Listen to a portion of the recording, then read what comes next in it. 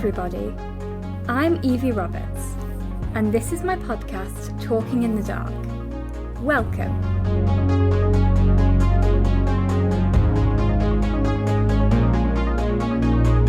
The aim of this podcast is to raise awareness about blindness, visual impairment, and disability in general, in a happy and light-hearted way. For those of you that don't know, I am blind. I was born with a condition called bilateral anophthalmia. Try spelling that one. It basically means that when I was born, my eyes didn't develop properly, so I wear prosthetics instead. The goal of this podcast is to remove some of the stigma and stereotypes around disabilities, whilst also having fun at the same time. Each week, I will be interviewing people from all walks of life, including some with hidden or physical disabilities like mine, and getting to know a little bit more about them and the lives they lead. This week, I am very excited to tell you that I will be talking to Sandy from the Manx Hedgehog Conservation Society. My name is Evie Roberts, and this is my podcast, Talking in the Dark. Welcome.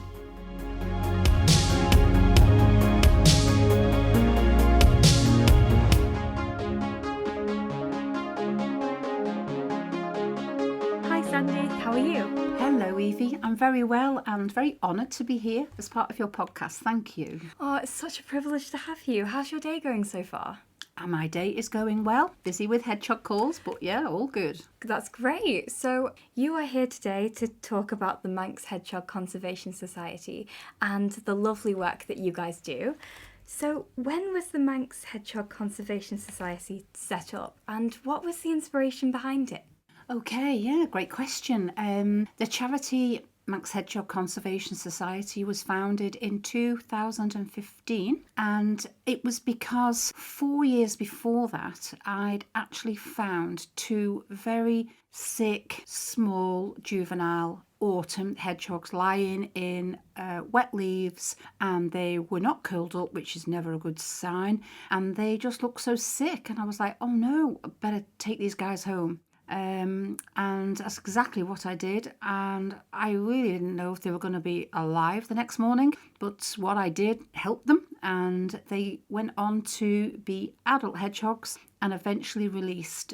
But some children that I knew that were around me at this time when I rescued the hedgehogs decided to call them Mr. Nosy, who was very nosy, and Mr. Dozy, that seemed to sleep all the time. Oh, so they just had the perfect names. Yeah, it sounds like it. And I mean, that is a little bit of a miracle that they were able to push through. It was a miracle. And in fact, it really humbled me personally. So I carried on, finding more hedgehogs, because this is what happens when hedgehogs cross your path. Hedgehogs just keep crossing your path, and I started to sense that this was something I needed to put forward to charity status, because obviously to have the backing of the Manx community working as a team and financially raising money and getting donations, we could only do more work. And that work is saving the lives of hedgehogs, the conservation of hedgehogs on the Isle of Man. Yeah, definitely. And it's almost like fate in the way that the Isle of Man before that didn't have any charities to help hedgehogs, and then you were able to set it up. To be honest, Evie, I was really quite surprised, because who doesn't love a hedgehog? I know. And when I actually looked into, moving it to charity status, I obviously had to go to the charity registry and say, has anybody ever set up? Is there one on the island? And there wasn't. So I thought, right, okay, that's quite incredible. And I founded the charity. We got registered and we've never looked back. It's been absolutely fantastic. Oh, that's brilliant. So what are the objectives of the charity? The objectives of the charity, first and foremost, is to support the public when they phone the charity number and they ask for advice when they find a hedgehog, because you can't plan to find a hedgehog. Some people stumble across them on their running or their walking, or they wake up in the morning, they go to get the car off the driveway, and there's a hedgehog asleep on the driveway. So that's really important, that we can give the right advice for sick, injured or orphaned hedgehogs, and that in itself is life-saving. So that's a very important part of the reasons as to why we, work forward and help the hedgehogs through that sense. But also we are very passionate about giving out our educational and public awareness talks, because it's only by getting out there that you actually talk with and connect with the Manx public, and they then get very inspired by our passion and want to get involved in any way they can to help with the charity work. Yeah, of course. So just for my listeners, if they were to find a hedgehog, what number would they call to get in contact with you guys? Okay, the first point of call is Sandy on the mobile, which is 413921. Right, okay, brilliant. So how do you engage with the public as a charity? The engagement is just so important. So we engage through social media, updates obviously on our Facebook, and all the visits that we do, and the meetings that we have, and the talks that we do, and going out, connecting with the public. We're part of the Manx Nature Show that's been running all year, so all our leaflets are there, all about our work is there. So that's on until the 5th of January in Port Erin Arts Centre. That's a really great place to go. So that's mainly, in what way we connect is talking, workshops, the emails, the Facebook, and going out to people's gardens when they say, are we doing the right thing for our hedgehog in our garden? Are we eco-friendly enough? Is this nesting area right? Just people asking for advice. So we manage households and help them have the best eco-friendly garden. So we're all over the Isle of Man, real busy. Yeah, it definitely sounds like it. But I think it is, like you said, really important to just engage with the public and, I guess, raise awareness. Yeah, totally, 100%. In 2019, we were very honoured again to win the UNESCO Biosphere Isle of Man for education and awareness. That was an award we did win. Because we got very involved in a crisp packet recycling scheme 2018-19, and we collected over 23,000 pieces of non-biodegradable plastic, which we then created eco bricks, which is putting plastic into plastic bottles, and then we created a eco-friendly throne chair as an exercise to bring forward how you can upcycle, recycle from waste plastic. The most important part of that recycling scheme was to express the dangers of litter throughout the island, and how hedgehogs can crawl into crisp packets and they do get stuck. And the public engagement on that was just absolutely fantastic. It really was a great step forward in bringing public awareness. That sounds brilliant. I think I think I do remember that, because I think it was a bit of a catalyst, because I know that in my primary school we did something very similar in the fact that we put loads of litter into plastic bottles, and then it was made into like a chair with like a footstool type thing. Yeah. Which school was that, Evie? Conkyberry. That was it. That was us. Yes. I'm just double checking. There wasn't two of us. Yeah, that was us. And we just emptied all the plastic and crisp packets and everything into the middle of the hall. I've never seen anything like it, because it was a heap of litter. And then we showed all the children. We spent the whole day there, because you have to use like a wooden spoon to push down the plastic, and it makes it very compact. And if it gets to be like a 200 gram full big bottle, then we know that it's sustainable to create into furniture. Yeah. You can turn them upside down. You can make stools. You can make little outdoor tables. And the inspiration, to be honest, came from a lady in Guatemala who didn't have enough money to build a wall in her little backyard, and she was getting quite a bit of plastic and started just putting it into bottles. It was just something she did. And then she thought, well, hang on a minute, maybe I could make my own wall out of this plastic bottle, this next plastic bottle. And she got all these 200 plastic bottles, and she did. She made a wall, and then externally put the cement on top of it.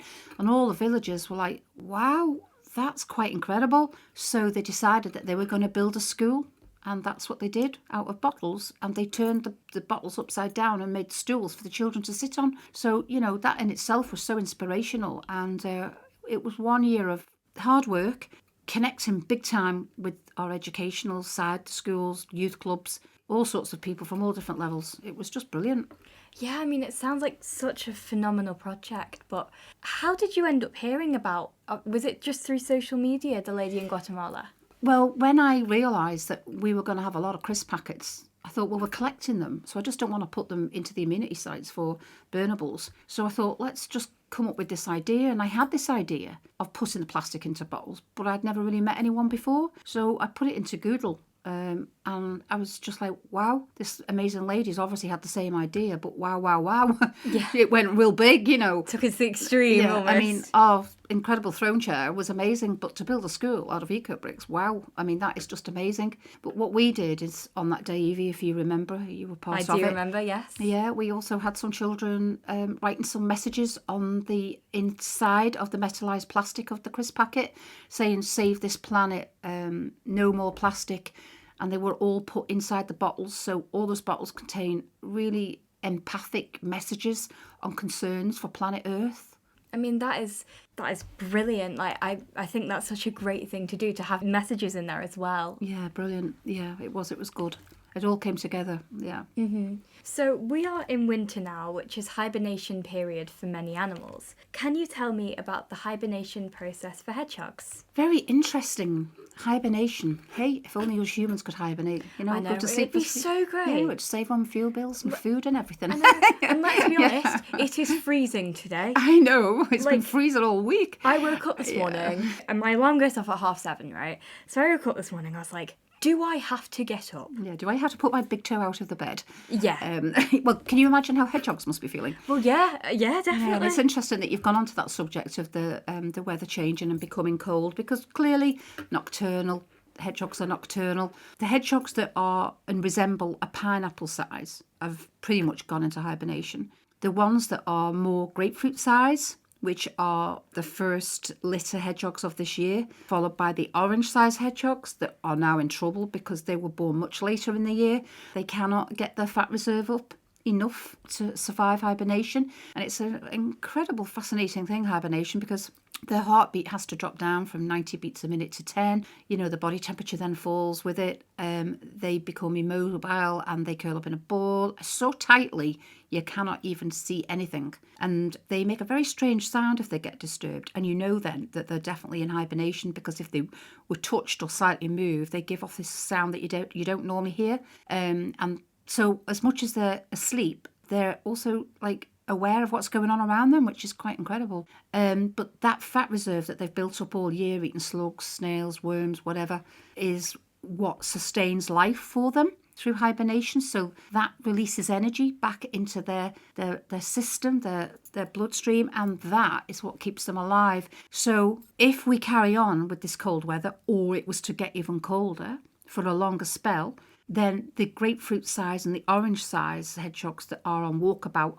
and it is a complete race against time right now, because they are aware that they need to get all as much food as they can to build up their fat reserves. Some are going to make it, some aren't. So this is where the charity gets lots of phone calls, and that's what's making us very busy, because we've got lots of juvenile hedgehogs in our care coming in daily.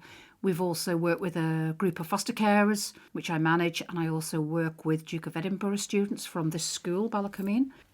We've got one from King Bill's coming with us in the next week, and it's a volunteering role, and that role is to foster, care, keep a diary, feed, clean out, and it's a very humbling experience. They'll never forget it, and it brings them forward for their bronze or the silver Duke of Edinburgh award by working with us as a charity. Oh, that does sound lovely. To be able to have the opportunity to do that, that's such an amazing thing. Yeah, it is. It's really lovely, and we get to meet lots of people, and we work with the families, and And when they've had that experience, they never forget it. And then the whole idea is for not one person to just do everything. I really like working as a whole with the community, and I call it team effort. And also, if they have a hedgehog when they're older and they buy a house and they have a garden, they say, I remember what to do. I know how to help this hedgehog. So it's expanding our awareness and our knowledge and sharing it with everybody to help save and protect the species, the hedgehog. Yeah, definitely. So you mentioned that obviously for a hedgehog to hibernate, their heartbeat has to go down and everything. Is that something that they're aware of and they sort of know how to do it? It is really interesting because they're an indicator species first and foremost. So indicator species means that their habits are at certain times of the year telling us about temperature. So as the weather starts to get warmer, come March or April, be it probably, because we had a heat wave this year. Yes, it was in like June, wasn't it? We had a heat wave that went April, May, June. And it was when some hedgehogs maybe had woken up or waking up, or some of the females were going into breeding. So she is a mammal and she is lactating to her young. They can have anything from 1 to 5, maybe more if she's 2 or 3 years of age. And she needs water. And we had this heat wave and it was a real struggle for hedgehogs to find water. So that started us this beginning of this year really super busy because the young will come out of the nest because they can't find food. And we also, roadkill. Mum doesn't get back and she's got 5 hoglets. That's the name of her young before they become juveniles, which is about 8 to 10 weeks old. And they need her. They really do need her. And it's really hard work rehabilitating such young hedgehogs. So we really need to protect all hedgehogs, but particularly in the breeding season when the females need water, food, and they have to get back to the nest. I guess it would maybe be, I don't know, maybe quite confusing if they woke up around April, May time and it was much hotter than it usually was. Yeah, well, the heat and the warmth embodied in the earth temperatures, as you might say, is what wakes them up. And it's now in the Isle of Man right now, when it's getting colder, they go to sleep. But they have to work really hard. They've got to work. They're wild creatures, wild animals. But their whole purpose is to balance the ecosystem. So they're here for a reason. We shouldn't ever have to use pesticide, slug pellets or anything in the garden if we've got hedgehogs. Mother Nature created hedgehogs many years ago to balance the ecosystem, part of the food chain process, protecting vegetables, keeping your pretty flowers all nice in the garden because they're just not eaten by slugs and snails. So they have a purpose. They're very, very important. Yeah, definitely. So what challenges do hedgehogs face all year round? Many dangers, Evie. Many dangers. When we go out on our talks, we take our A5 picture cards with us. So particularly when we're working with schools and we can show the images to the children and I ask them, what's that image on there? What can you see? So they're engaging with me straight away and they'll say, oh, that's a drain. And I say, and that's a good picture because the cover's on the drain. That's what we need to see because if the drain cover's off and we go into a really hot spell and there is little water, they'll sniff out the water and they fall down the drain. We've had 3 or 4 phone calls this year with hedgehogs falling down the drain, and unless they're safe, they're going to die. So if that cover was on, that's not going to happen. So leave a heavy-based bowl of water out in your garden, in your backyard or wherever they're coming in so that they can get the water without being able to be in difficulty and in danger. Ponds is another one. Put a little piece of wood coming out of the pond so that if they do go in to get the water, they can at least get out. So it's various dangers, lawnmowers, strimmers, netting is a big one, getting all tangled up in netting. So when the young come out, they're like little children. They really don't know what they're doing. They've watched mother for a week, seeing what she's doing and digging and crunching and eating this, and they're like, okay. But once she leaves them around about 10 weeks. They're on their own and they're highly vulnerable. They get themselves into some right pickles, I can tell you. So that's where we get the phone calls. I mean, I think one day I counted over 16 phone calls in one day. Oh my gosh, just in one day. And it was round about TT week. And it was pretty hot. And by that time, they were pretty exhausted because they'd had months of little food, little water. They were getting weak. And we had a lot of phone calls. Gosh, yeah, no. I guess it goes back to that heatwave thing. I was away for TT this year, but I do know it was like scorching hot. It was scorching hot, yeah. Yeah, so obviously, again, indicator species to climate change and the warming of planet Earth. So, I don't know what we're in for next year. It appears and feels colder at the moment than it was last year. So are we going to go into colder winters again and warmer spring and summers, or are spring and summer going to be earlier than they normally are? So they're going to be ruled by that. They're an indicator species. So the habits of the hedgehogs can actually teach us a lot about what's going on. Yeah, definitely. It's a strange one, isn't it? Because I would say our summer came about June this year, because during, I guess, summer holidays, what you would technically class as summer, it was raining a lot of the time. Yeah, but you mean school holiday time? Yeah. Yeah, because I've got grandsons and they were like, oh no, it's raining. It was, Yeah. Yeah. And I guess like school holidays, like July, August is what most people would generally class as summer. But then if you were looking at that... It's changing. Yeah. It's changing. But, it's definitely changing. And that affects all wildlife, actually. So, there are some hedgehogs still out and about because they can't hibernate. They're just not the right weight. And they sense that. They know that. They're very, very, very clever. They are the warriors of the wild. They truly are. Yeah, definitely. I mean, to have that sense to know, well, I need to hibernate, but I know I'm not going to be able to. Yeah. That's super intelligent. Yes, definitely. So you've mentioned that you rescue hedgehogs that are unwell or injured. Do you have any rescue stories that you can share with us? Well, apart from Nosy and Dozy, that inspired the charity to be what it is today, I'll never ever forget that. But there was one lovely hedgehog that got into difficulty because a few years ago we had the Laxey floods. There was a lot of rainfall and the rivers were... Yeah, it was pretty, traumatic actually. But it was also around about the time when hedgehogs really should have been starting to hibernate. And this particular hedgehog, I think, was washed out of its nest with the water coming down Minorca Hill. And it ended up in the river. And somebody spotted it. And they managed to finally get this adorable hedgehog that was still like half asleep. Because when I told you when they're hibernating, they can't just wake up quickly. Mm-hmm. It's impossible. They can't do it. So this adorable little hedgehog was getting washed downstream. Anyway, this lady got him out and he came to us and he wasn't too good, to be honest. But we managed to rehabilitate and get him healthy and well. And because he was found in the water, we called him Ushti, because Ushti is Manx for water. So we had Ushti for, about 3 or 4 months. And then we got a request for one of the Ballacamine students here to do their bronze Duke of Edinburgh, like I said before, for the volunteering role. So I went to meet the family and I said to them, well, let's have a chat. Let's see if you still want to do it after we chat. I don't just turn up with a hedgehog. I have to assess that I feel that, going to be able to do it and they want to do it and they're passionate about it and with the family support. And they were absolutely amazing. So Ushti then left our care and ended up being fostered by this beautiful family. And he had a great successful story release. And not back in Laxey, I'd like to say. He was released elsewhere, but in a very safe environment. And that's the nature of what we do as well.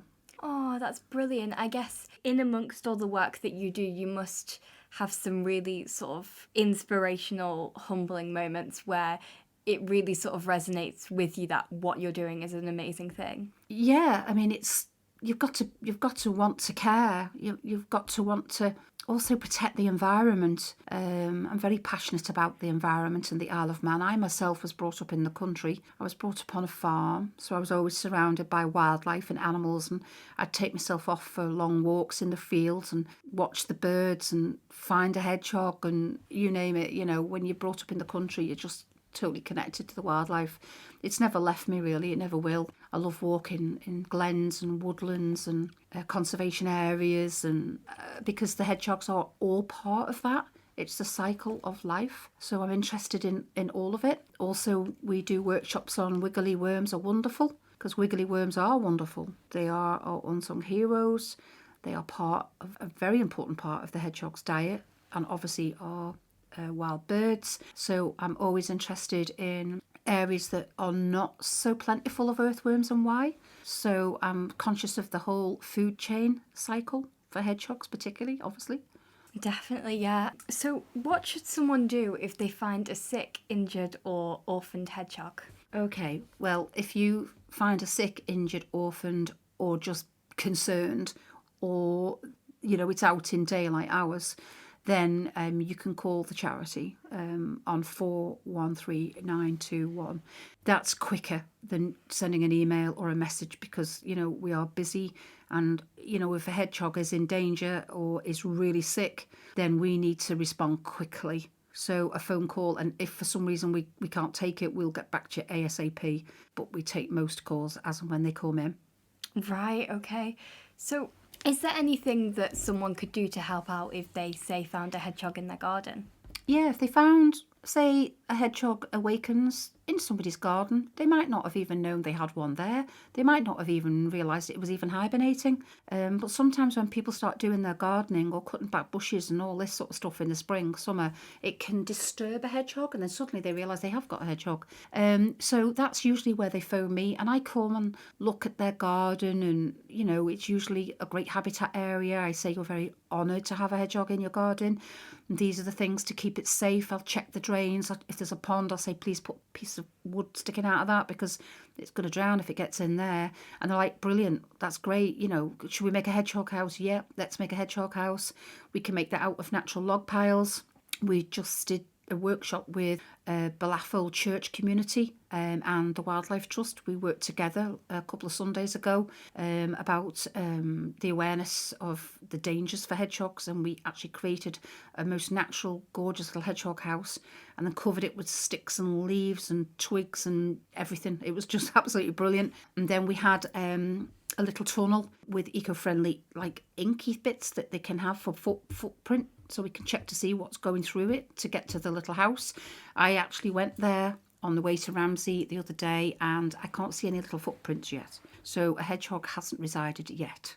Oh, well, hopefully one will do. Maybe they just need to notice it's there and... Yeah, well, the thing is, you see, churchyards, graveyards, they're actually a great eco-friendly place because, everything's most natural and it's peaceful and it's quiet. And, I know some graveyards, they just leave them to go a bit wild, and some they do have to cut the grass.